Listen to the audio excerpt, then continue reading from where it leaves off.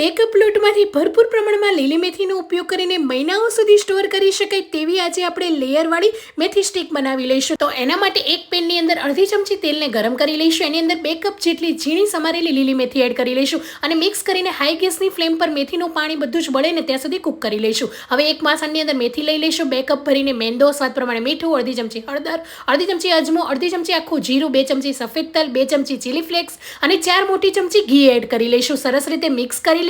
ઘીની જગ્યાએ તમે તેલ એડ કરી શકો. થોડું ગરમ પાણી એડ કરતા જઈને સોફ્ટ લોટ બાંધી લઈશું. લોટ પર અડધી ચમચી ઘી લગાવીને ઢાંકીને 15 મિનિટ રેસ્ટ આપીશું. ત્યાં સુધી 1/4 કપ જેટલો ચોખાનો લોટ, એની અંદર 4 ચમચી ઘી એડ કરીને સરસ રીતે સાટો તૈયાર કરી લઈશું. ચોખાની જગ્યાએ તમે મેંદાનો લોટનો ઉપયોગ કરી શકો છો. હવે મોટી સાઇઝના બોલ્સ કરીને પતલી મોટી રોટલી વણી લઈશું. જે સાટો બનાવ્યો ચોખા અને ઘીનો એને લગાવી લઈશું. ઉપરથી કોરો લોટ સ્પ્રિંકલ કરીને વિડીયોમાં જે રીતે બતાવ્યું ને એ જ રીતે ફોલ્ડ કરી લઈશું. ફરીથી હળવા હાથે વણી લઈશું. ફરીથી સાટો અને લોટ સ્પ્રિંકલ કરીને ઉપર નીચે ફોલ્ડ કરીને એક વખત વણીને આ રીતે કટ કરી લઈશું. મેં અહીંયા સ્ટીકના શેપમાં કટ કર્યો છે, જેથી સાઈડમાં સરસ એવા લેયર આપણા ખુલી જશે. અને મીડિયમ ગરમ તેલની અંદર આપણે ગોલ્ડન કલર આવે ને ત્યાં સુધી તળી લઈશું. બંને સાઈડ હળવા હાથે પલટાવી લઈશું અને સરસ એવો કલર આવી ગયો છે. જરાય તેલ પણ નથી ભરાઈ રહ્યું. તો આપણી ક્રિસ્પી મેથી સ્ટીક લેયરવાળી તૈયાર છે અને ગરમા ગરમ ચા કે કોફી સાથે તો ખાવાની ખૂબ જ મજા આવશે. તો તમે પણ ટ્રાય કરજો. Thank you.